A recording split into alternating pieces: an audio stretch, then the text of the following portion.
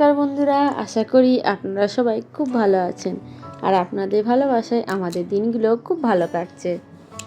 এখন প্রায় 10:30 বেজে গেছে আর এতক্ষণে আমার স্নান কমপ্লিট হলো।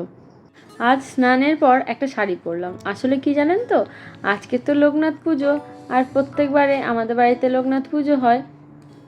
পাকুমের ঠাকুমায়ের আবার খুব ইচ্ছা ছিল যে লোকনাথ পুজোটা একটু বড়সড় করে করার, প্যান্ডেল করে লোকজন বলে, কিন্তু সেটা আর হয়ে ওঠেনি। তাই শুধুমাত্র ঠাকুরকে ভোগটুকু দিয়ে পুজোটা সারার কথা।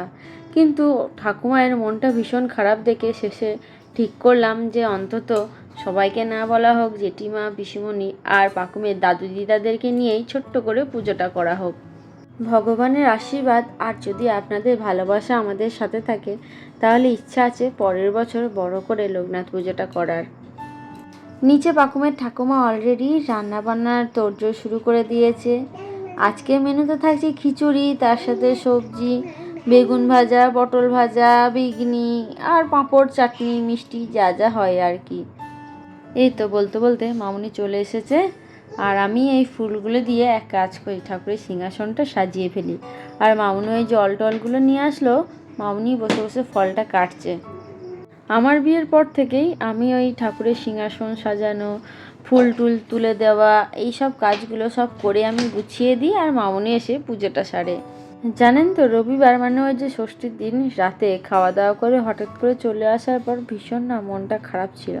তাই মাঝখানে সোমবার আর কোনো ব্লগই করিনি। আসলে মেন্টালি প্রিপেয়ার ছিলাম না যে আসতে হবে। আমি দেখেছি যদি কোনো কিছু আগে থেকে মেন্টাল প্রিপারেশন থাকে তাহলে সেটা নিয়ে আর মন খারাপ থাকে না। কিন্তু হঠাৎ করে যদি ওরকম কিছু হয় বা ধরুন চলে আসতে হলো কোথা থেকে, বা যেটা এক্সপেক্ট করিনি সেটা হয়ে গেল, সেক্ষেত্রে মনটা ভীষণ খারাপ হয়ে যায়। দাঁড়ান, আজকে নতুন একটা জিনিসে আমাদের ভোগের পায়েসটা রান্না করব।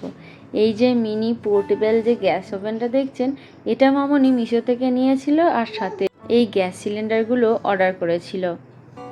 এর আগে এটা আমরা কোনোদিনও ব্যবহার করিনি, এই প্রথম। দেখি কতটা কি কাজে দেয়।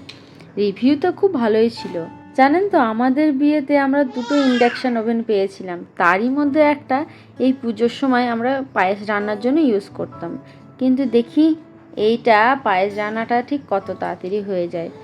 সত্যি বলতে বিশ্বাস করুন, ইন্ডাকশান ওভেনে এই হাঁড়িটা বসালে যতটা দেরি হতো, এই পোর্টেবল গ্যাসটায় দিয়ে কিন্তু খুব তাড়াতাড়ি কাজ হচ্ছে, সেটা বুঝতেই পারছি। প্রতিবার আমাদের পুজো মোটামুটি ওই 11:30টার মধ্যে কমপ্লিট হয়ে যায়। আর এবারে পুজোর তিথিটা বলছে 12টার পরে, জানেন তো। সেই জন্য আমাদের এখন প্রায় 12টা বাজতে চললো, পুজো এখনও শুরুই হয়নি। এই দেখুন, দাঁড়ান, কাজু কিশমিশটা দেওয়া হয়ে গেছে। বেল পাতাটা তুলতে ভুলে গেছি, বেল পাতাটা তুলে নিয়ে আসি। এই যে বাড়িতে গাছ হয়ে এই একটা সুবিধা কিন্তু হয়েছে, বেল পাতা যখনই প্রয়োজন হয় নিজেদের গাছ থেকে তুলে নিয়ে আসলেই কাজ মিটে যায়। আমাদের বাড়িতে আবার জানেন তো, পায়েস হলে চিনির সাথে কিন্তু সমপরিমাণ বাতাসাও দেয়। আসলে শুনেছি বাতাসা দিলে নাকি পায়েস বেশ ঘন হয়। এই দেখুন নিচে এসে দেখছি বেশ ভালোই রান্না বান্না শুরু হয়ে গেছে। মামুনি ওই দীপকদাকে বলে দিচ্ছিল আর দীপকদা সেইভাবেই সবজিটা করে নিচ্ছে। আর মা পাকুমকে ঘুম পাড়িয়ে দিয়েছে আর সেই সুযোগে আলুর চিপসটা কুড়িয়ে নিচ্ছে। চলুন, এখানে আর দাঁড়াবো না, ওপরে যাই। আমি তো উপোস করে আসি, পুষ্পাঞ্জলি দিয়ে একটু প্রসাদ খাই, তারপরে একটু জল খাবো। এত জল তৃষ্ণা পেয়েছে কি বলবো, খুব ইচ্ছা হচ্ছে যেন ফ্রিজ থেকে জল বার করে এখনই খেয়ে নিই। কিন্তু ভগবানের উপোস করে এইসব বলাটাও কিন্তু পাপের আমার কাছে মনে হয়। থাক, ভগবান ক্ষমা করে দিও। এই দেখুন, ভুচুনি বুড়ি উঠে পড়েছে, স্নান করে সুন্দর হয়ে বসে এখন খাবার খাচ্ছে। আজকের তো আমাদের গোবিন্দভোগ চালের খিচুড়ি। পাকুম এমনিতেই প্রতিদিন গোবিন্দভোগ চালেরই ভাত খায়, তাই ওর জন্য ফোড়নটা দেওয়ার আগে এই খিচুড়িটা একটু তুলে নেওয়া হয়েছে, সেটা মা খাইয়ে দিচ্ছে। আর আমাদেরও পুজো সারতে সারতে প্রায় 1টা বেজে গেছে। তারপরে দিদিরা এলো, ওরা খেতে বসেছে। এখন প্রায় বাজছে 4টে আর আমি সব মামনিকে একটু হেল্প করে সব গুছিয়ে গেছি। ওপরে এলাম, ওপরে এসে একটু গাটা ধুয়ে ফ্রেশ হলাম। আর যে শাড়িগুলো ছিল দেখুন, ঘামে এমন অবস্থা হয়েছিল, সেই জন্য আর ফেলে না রেখে আজকেই ধুয়ে নিলাম। কি হয়, ওই ফেলে রাখলে পড়েই থাকে, পরে আর করতে খুব কুড়েমি লাগে, আর সঙ্গে সঙ্গে করে নিলে কাজটা হয়েও যায়, বেশ শাড়িটা শুকিয়েও যাবে, গুছিয়ে রেখেও দেবো। চলুন এবার নিচে যাই, পাখুমকে একটু টাইম দিই, ওকেও ঠিকঠাক করে আজকে সারাদিন টাইম দিতে পারিনি। জানেন তো, গত পরশুদিন পাখুমের বাবা পাখুমের জন্য এই চার্জার ফ্যানটা এনে দিয়েছে। আমাদের তো ইনভার্টার নেই, যখন কারেন্ট চলে যায় পাখুমটা না গরমে ভীষণ কষ্ট পায়, আর ওর এত মাথা ঘামে মনে হয় যেন বেচারা স্নান করে ফেলেছে। আর আমার জন্যও না একটা ছোট্ট ফ্যান এনেছে, ওই যে মুখে হাওয়া খাওয়ার জন্য অনেক সময় মেকআপের পর ঘাম হয়ে গেলে মুখে হাওয়া দেওয়া হয় না, যে ছোট্ট ছোট্ট ফ্যান, সেই ফ্যান।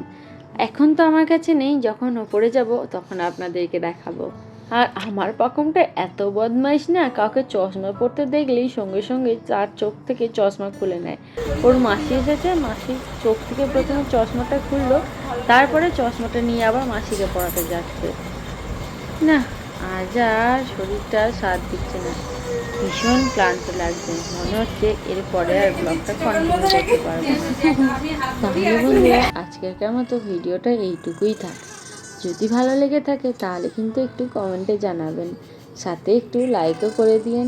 আর আমাদের চ্যানেলে প্রথম এসে থাকলে আমাদের চ্যানেলটা সাবস্ক্রাইব করে আমাদের পাশে থাকার একান্ত অনুরোধ রইল।